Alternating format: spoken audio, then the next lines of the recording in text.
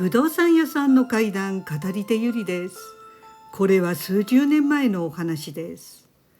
それは仮名ですが、涼子さんが婚約結納を結び、11月に結婚式を控えた20歳の頃だったそうです。涼子さんの婚約者、仮に茂さんとしておきますが、茂さんの実家は山梨県の大月にありました。その年の7月に大月の地元でお祭りがあり、それに合わせて婚約者の親戚一同が集まるというので、涼子さんも招待されました。そこで涼子さんの実家は商売をやっていたので、お父さんは残り、涼子さんと涼子さんのお母さん2人で大月のお祭りに参加することになりました。お祭りだから浴衣で行こうということで、涼子さんは浴衣に着替え、運転するためスニーカーを履いて東京を出発しました。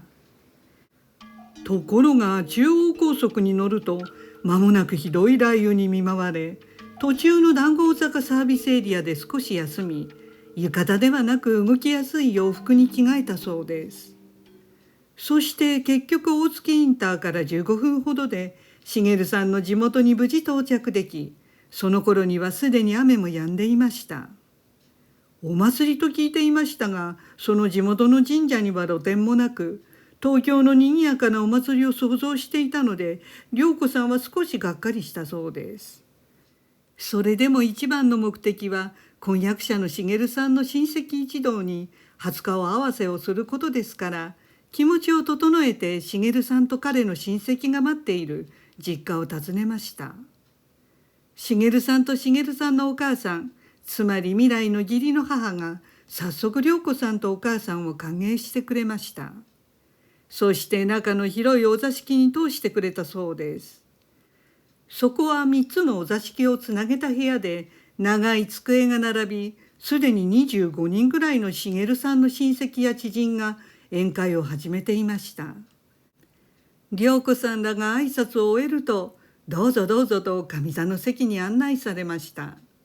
さて、その25人ぐらいの親戚知人らですが、ほとんどが女性で、義理の母から一人一人紹介がありました。でも涼子さんは緊張していたのか、ほとんど頭に入らなかったそうです。しばらくは初対面ですから、気兼ねをしてなかなか会話が進みませんでした。すると涼子さんのお母さんが、ちょうど隣に座っている80代ぐらいの小さなおばあさんとなんとなく話をする感じになっていきました。それでお母さんがここに来るまでの道中、雷雨にあった話などをして、実は娘は浴衣で来てたんですが、途中で脱いで洋服に着替えてしまったんですと話しました。するとその小さなおばあさんは、おや、せっかく浴衣を着てきたのなら、見たいから着替えてくるといいね、と言ってくれました。涼子さんは少し嬉しくなり、それではと別の部屋で浴衣に着替えたそうです。するとそのおばあさんが、まあかわいい、なんて素敵なの、浴衣がお似合い、と褒めてくれました。気をよくした涼子さんはすっかり緊張が解け、涼子さんとお母さんはその隣の小さなおばあさんとずっと話をしていたそうです。しばらくすると、そのおばあさんが自分の前にあるお寿司を涼子さんの前に置いて、お寿司どうぞ、たくさん食べて、と言ってくれました。涼子さんはおばあさんとどんな話をしたか全く覚えていなかったのですが、あっという間に時間も過ぎ、外はすでに日が落ちかかっていました。ところで涼子さんのちょうど真向かいの席にも別の80代半ばくらいの小太りのおばあさんが座っていました。その小太りのおばあさんが、そろそろ私はおいとまさせていただくかな、と言って席を立ったそうです。その人は茂さんのお兄さんの義理の母だったそうです。すると涼子さんのお母さんの隣に座っていた小さなおばあさんも、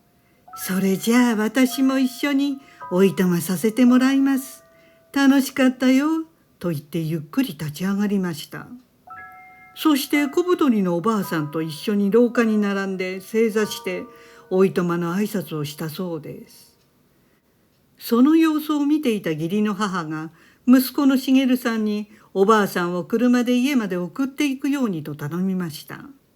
茂さんはお酒は飲まないので、それじゃあということで2人のおばあさんを車に乗せて送っていきました。そしてしばらくすると茂さんが戻り、隣の部屋の友人たちと話していたそうです。すると奥の席から茂さんのいとこさんが涼子さんのところに挨拶に来て、横の座布団に座ろうとしました。その座布団にはさっきの小さなおばあさんがずっと座っていた跡が残っていたそうです。しばらく涼子さんはいとこさんと話していたそうで、気がつくと東京に帰らなくてはならない時間になっていました。そこで涼子さんとお母さんは、じゃあ私たちはそろそろおいとましますねと言って、涼子さんは洋服に着替える準備をしていました。するとうっかり涼子さんの目にゴミが入り、コンタクトレンズを外さなくてはならなくなり、帰りの運転が難しくなりました。そんなわけで急遽茂さんが代わりに運転して、涼子さんとお母さんは東京に向かいました。車中では早速今日の話になりました。そして涼子さんは茂さんに、ねえ、うちのお母さんの隣に座っていたおばあさん、あの人誰のおばあさんだっけと尋ねたそうです。そして涼子さんのお母さんも、そうそう、あの感じの良い可愛いおばあさん、ずっと話し相手になってくれてね、助かったわね、と言いました。すると茂さんは、隣のおばあさんと怪げそうに言いました。そこで涼子さんは、茂さんが車で送っていった2人のおばあさんの小さい方のおばあさんのことと言ったそうです。ところが茂さんはさらに不可解なトーンで、2人？自分が送ったのは1人だよ。畠山のおばあさんだけだよ。と言いました。それを聞いて涼子さんのお母さんは、違う。2人のおばあさんが廊下でおいとまの挨拶をして、茂さんあなたがお二人を送っていったじゃない。そう言っても茂さんは何のことを言っているのかわからないというので、ほら私の隣にずっと座っていたかわいいおばあちゃんのことよ。とそこまで言ってお母さんはふとあることに気がついた感じでした。そして少し間を置いて、でも今思うとあの小さなおばあさんは夏なのに着物が合わせだったとポロッと言ったそうです。すかさず涼子さんは、合わせとかよくわからないけど茶色の着物だよね、髪をぎゅっと引き詰めたと言うと、お母さんもそうそうずっと一緒に話していたしねと、まさかねという感じで笑ったそうです。ところがその間も茂さんはずっと唖然とした顔をしていました。そして、いや僕は畠山のおばあさん一人しか送っていないと言って黙ってしまいました。お互いの話が噛み合わないことがあまりに腑に落ちなかった茂さんは、東京の涼子さん宅に着くなり、すぐ実家の母親に電話して確認したそうです。すると義理の母の話では、今日の席に集まった人は40代から50代くらいの人たちで、おばあさんはあの畠山のおばあさん一人しか来ていなかったというのです。そして涼子さんたちがずっと話していたような小柄なおばあさんなどいなかったとのことでした。義理の母は事の詳細を聞いて非常に不思議に思い、すぐみんなに確認してみました。でもやはり答えは同じでした。来客にはおばあさんは畠山の人だけで、そんな小柄なおばあさんはいなかったということでした。じゃあその小柄なおばあさんは誰なんだということになりました。そして不思議だと言いながら数ヶ月が過ぎたある日、涼子さんとお母さんは再び大月に行くことになり、その時にまた例の小さなおばあさんの話になりました。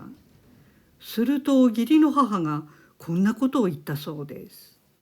私考えたんだけど、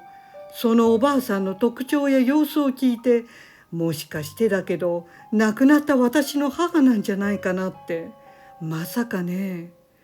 そう言いながら奥からアルバムを持ってきて、一枚の写真を涼子さんとお母さんに見せてくれました。涼子さんとお母さんはすぐ分かったそうです。ああ、そうそう、そうです、このおばあさんです。お母さん、このおばあさんだよね。そうです、そうです、この方です。そして涼子さんは、でもなんでと今更ながら、狐につままれた感じになりました。義理の母の話だと、自分の母親は茂さんをすごく可愛がっており、生前は毎年7月のお祭りに必ず来ていたということでした。あの日、茂さんが畠山のおばあさんを送った時、ついでにその小さなおばあさんが生前住んでいた義理の母の実家にもお祭りの料理を届けに寄ったということで、あの時きっと幽霊のおばあちゃんを降ろしたのだろうということでした。ところであの日、涼子さんとお母さんが長い時間ずっとその幽霊のおばあさんと話している最中、周りからはどう見えていたのか不思議でならないそうです。誰もおかしいと思わなかったことから、自分たちだけ別の空間にいたのではないかと思うそうです。きっと異次元で亡くなった方と会っていたんですね。ご視聴ありがとうございました。よろしければチャンネル登録といいねボタンをお願いします。